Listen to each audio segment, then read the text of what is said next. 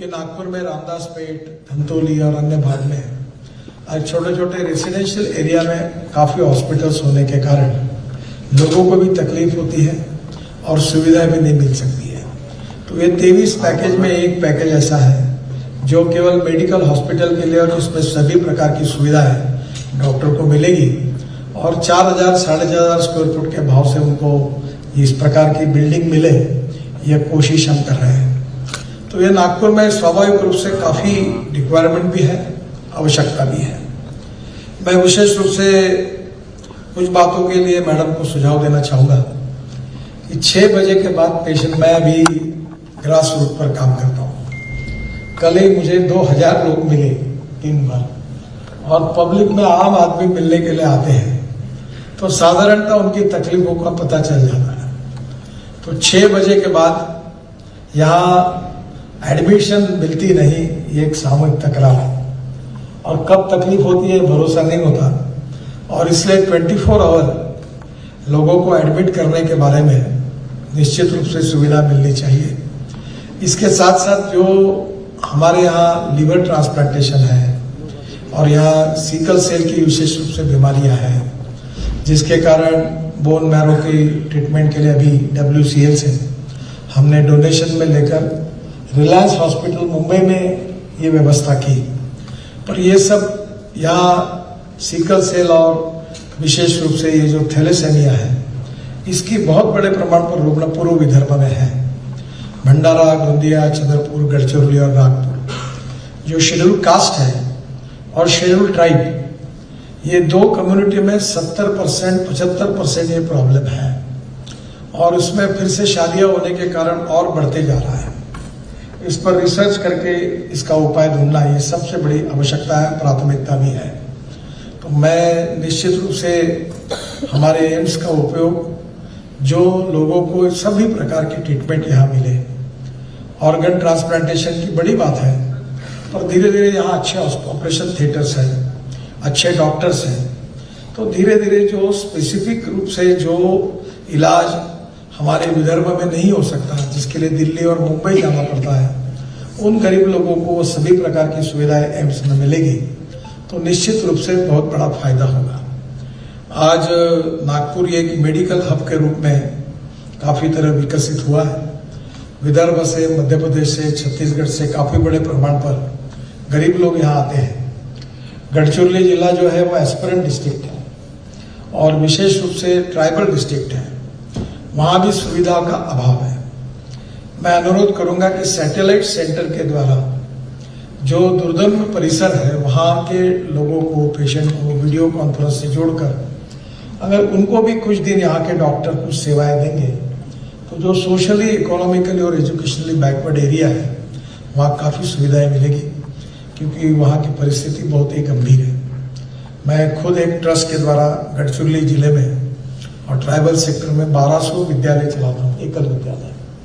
हमारे 1200 टीचर हैं और अभी हमने हेल्थ यूनिवर्सिटी नासिक जो है उनके साथ कोऑर्डिनेशन में एक बहुत बड़ा प्रकल्प वहाँ शुरू किया और वहाँ की परिस्थिति ऐसी है कि वहाँ डॉक्टर लगभग नहीं है। जब ये कोविड के समय आया तो ऑक्सीजन, बाईपैक और बाकी सब बातें जब कॉन्सेंट्रेटर भेजे तो वेंटिलेटर भेजे, तो बेचारे डॉक्टर लोगों को पता ही नहीं कैसे उसका उपयोग करें। तो वहाँ की स्थिति बहुत ही गंभीर है। कभी कभी ये जो लड़के हैं, इनको कभी महीने में एक आधे बार गढ़चिरौली जैसे जगह पर मेडिकल कैंप के लिए आप लेके जाएंगे तो इनका भी नॉलेज बढ़ेगा और समाज के ऊपर ग्रास रूट लेवल पर जो परिस्थिति है उसका ज्ञान होगा। मैं जब विद्यार्थी था तो मैं अनेक बार कैंप में वहाँ गया हूँ और वहाँ की परिस्थिति देखकर काफ़ी प्रेरणा मिली है। ये पूरा एरिया नक्सलाइट की मूवमेंट का एक कैपिटल है और वहाँ आर्थिक सुविधाएं नहीं, रोजगार नहीं, रोड नहीं, इसके साथ साथ उद्योग नहीं और फॉरेस्ट होने के कारण किसी बात की परमिशन नहीं, ऐसी अवस्था है।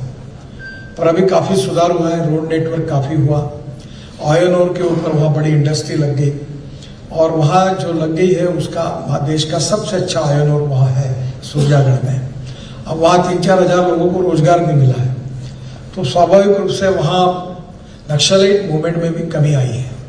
जो लोग नक्सलाइट मूवमेंट में गए थे वो लोग अब फिर से वापस आकर काम कर रहे हैं।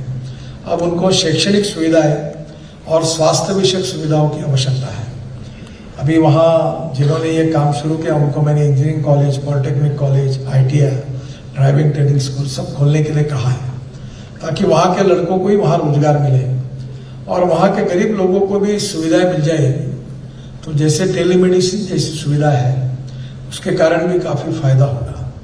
हमारे यहाँ फार्मेसी डिपार्टमेंट है और देश के बड़े बड़े उद्योगपति है नागपुर यूनिवर्सिटी के फार्मेसी डिपार्टमेंट से पढ़कर गए हैं। एक जो बात प्रधानमंत्री बार बार कहते हैं वो समस्या सब जगह है। हम सब लोग साइलो में काम करते हैं। यहाँ इंजीनियरिंग कॉलेज है, अभी प्राचार्य साहब बैठे हैं, तो बीच में उन्होंने डेंटल इसमें जो इलेक्ट्रॉनिक्स और इंजीनियरिंग, मैकेनिकल इंजीनियरिंग को लेकर वर्ल्ड के जो इक्विपमेंट है अच्छे वो यहाँ डेवलप करने की कोशिश की। यहाँ इंजीनियरिंग कॉलेज है, IIT है, एम्स है और इसके साथ साथ जो इंस्टीट्यूशन है फार्मास्यूटिकल, हमारी यूनिवर्सिटी की बहुत बड़ी इंस्टीट्यूट है, इनके सबके बीच में कुछ कोऑर्डिनेशन अगर हो जाएगा तो आपका रिसर्च उनके काम में आएगा, उनके रिसर्च आपके काम में आएंगे। पर दुर्भाग्यवश इसमें इनिशिएटिव लेना पड़ेगा और ये इनिशिएटिव आपने लेना चाहिए ताकि सबका इसमें फायदा होगा। अभी जो गति शक्ति योजना बनी है वो इंफ्रास्ट्रक्चर में कोऑर्डिनेशन करने के लिए बनी है। तो अभी बाकी भी बातों में काम चल रहा है। आयुर्वेद, विशेष रूप से अल्टरनेटिव पैथी जो है, नेचुरोपैथी है, इसमें भी काफ़ी काम हो रहा है। मैं कोविड के बाद मैं रोज प्राणायाम करता हूँ, तो मुझे इसका बहुत बड़ा फायदा हुआ। अभी बीच में मैं मुंबई गया था, अमिताभ बच्चन जी गया, तो मुझे वो कह रहे थे कि आप तो 10-12 साल यंग लगते हो। तो मैंने उनको कहा कि मैं रोज प्राणायाम करता हूँ। तो अभी मैंने भी उनको सिखाया कि आप ये करिए, आपको इसका फायदा होगा। तो कहीं ना कहीं आखिर स्वास्थ्य की सुविधा में जो पेशेंट है उनको फायदा होना चाहिए। किससे होता है ये महत्वपूर्ण नहीं है, जिसका भी एक्सपर्टाइज अच्छा हो उससे फायदा हो। तो मुझे लगता है कि ये काफ़ी अपेक्षाएं एम्स से नागपुर की जनता की है और सरकार की पद्धति जो होती है कि उसमें जल्दी निर्णय नहीं होते और इसलिए आप पहला काम करिए कि आपके जो काम नहीं होते मुझे बताइए। I know the skill how to get it done.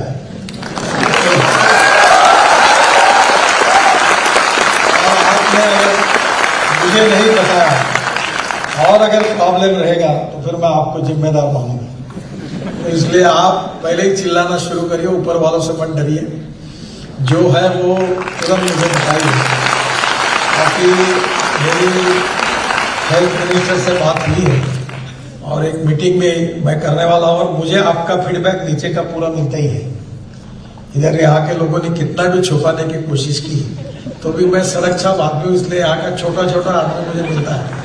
और डॉक्टर क्या कर रहा है, क्या हुआ, किसको हटाया, किसको एडमिट नहीं किया, किसको ट्रीटमेंट नहीं मिली, कौन चिल्ला रहा, वो मेरे घर पहुंचता ही है। तो मुझे आपसे यही अनुरोध है कि क्वालिटेटिव सुधार, काफ़ी अच्छी सर्विस है, कोविड में अच्छा काम हुआ है। कोविड के समय भी कुछ बातें हो नहीं रही थी, ऑक्सीजन के बारे में सभी बातों को जो आवश्यक है वो पूरी होनी चाहिए। बच्चों को अच्छा एजुकेशन भी मिलना चाहिए और दूसरी ओर हमारे पेशेंट को भी अच्छी सुविधाएं मिलनी चाहिए और हम इसी के लिए जिम्मेदार हैं। और इसलिए मैं जब आया था तो मैंने कंस्ट्रक्शन की काफ़ी तकरारी की थी और आपके सेक्रेटरी तक और मिनिस्टर तक ने लगभग मेरी गालियां खाई है, क्योंकि एक ही काम, यही काम और बाजू का काम एक ही कॉन्ट्रैक्टर ने किया है और जो दूसरा काम हुआ है उसकी कॉपी अब देश कर रहा है। जो IIM का काम हुआ है उसका डिजाइन, उसका सब बातों की तरफ मैंने बारकाई से ध्यान देकर किया। और यहाँ मेडिकल डिपार्टमेंट जिनका काम डॉक्टर की का था, उन्होंने कंस्ट्रक्शन का काम और PMC अपने हाथ में ली और गलतियां बहुत सी की। वैसे उनका जिसका काम जो है वो उसी ने करना चाहिए। तो स्वाभाविक रूप से अब आज का हॉल तो मुझे अच्छा लग रहा है, कम से कम ये अच्छा बना और काम अगर कोई ठीक नहीं होगा तो उसको मैं छोड़ूंगा भी नहीं, क्योंकि ये जनता की संपत्ति और मैं जनता का ट्रस्टी हूँ। तो एक पैसे के लिए हम जिम्मेदार हैं। तो निश्चित रूप से अच्छा काम हुआ, इसलिए मैं आपको बधाई भी देता हूँ। और आने वाले समय में देश का एक टॉप मोस्ट हमारा ये, मैंने यही हमारी इच्छा है, हमारा शहर में अब ऐसी चीजें हैं कि हम 7-8 जगह पर अब इंटरनेशनल स्टैंडर्ड के बराबर हुए हैं। हमने जो म्यूजिकल फाउंटेन बनाया है वो वर्ल्ड का पहला फाउंटेन है जो फ्लोटिंग है और जो 60 मीटर तक ऊपर जाता है, जो वर्ल्ड रिकॉर्ड हुआ है। हमारे यहाँ पहली बार ऐसी मेट्रो बनी है कि नीचे में रोड है, ऊपर में ब्रिज है और उसके ऊपर में मेट्रो बनी है। और मैं अभी इसके आगे भी ये जो फ्लाईओवर है वो भी डबल लेकर आपके एम्स में आने के लिए जो रोड है उसको भी डबल लेकर फ्लाईओवर बनाने का काम शुरू करने वाला हूँ। हमारे यहाँ स्वच्छता के दृष्टि से हम देश का पहला शहर है कि जो टॉयलेट का पानी पावर जनरेशन को बेचकर 300 करोड़ रुपए साल के कमाते हैं। ये विशेष रूप से अब एम्स खुला है, IIM खुला है, IIIT खुला है, लॉ स्कूल है हमारे यहाँ। सिम्बोसिस जो यूनिवर्सिटी है, जो विशेष आग्रह से मैं नागपुर ले आया हूँ, जरूर वो कैंपस देखने लायक है। 450 करोड़ का कैंपस है, अब 10,000 बच्चे वहाँ पढ़ रहे हैं। वर्ल्ड स्टैंडर्ड का एजुकेशन कैंपस यहाँ बना है। अभी हम लोग नर्सिंग जी को भी नागपुर में ला रहे हैं। तो हमारे एजुकेशन सेंटर में काफ़ी अच्छा काम है। ऑलरेडी इंजीनियरिंग कॉलेजेस हैं अच्छे हैं। Laxman Narayan Institute of Technology है, इसको हम अभी डीम यूनिवर्सिटी बनाने के पीछे पड़े हैं। हमारी यूनिवर्सिटी को भी अभी काफ़ी पुरानी है, जिसके कारण उसका भी इतिहास बहुत बड़ा है। तो मुझे लगता है कि यहाँ जो कुछ डेवलपमेंट हो रही है उसमें मिहान जहाँ आपका परिसर है उसका भी काफ़ी अच्छा प्रोजेक्ट है। अब कुछ कमियां हैं मेरे नज़रों में। मैं जब आता हूं तो गंदे रोड और सब साफ सफाई कुछ होती नहीं देखता हूं। तो अभी मैं बिहान की भी मीटिंग होने वाली है और स्वाभाविक रूप से यहाँ IT में भी 58,000 लड़कों को रोजगार मिला।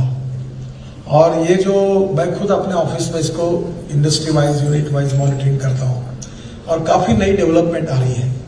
अभी फॉल्कन जो है राफेल, वो अपना फॉल्कन एयरक्राफ्ट यहाँ बनाने वाला और 2022 एंड तक 11 सीटर जेट का फॉल्कन में नागपुर बन रहा है। इंटरनेशनल एयरपोर्ट जो था वो भी सुप्रीम कोर्ट में निर्णय लग गया है।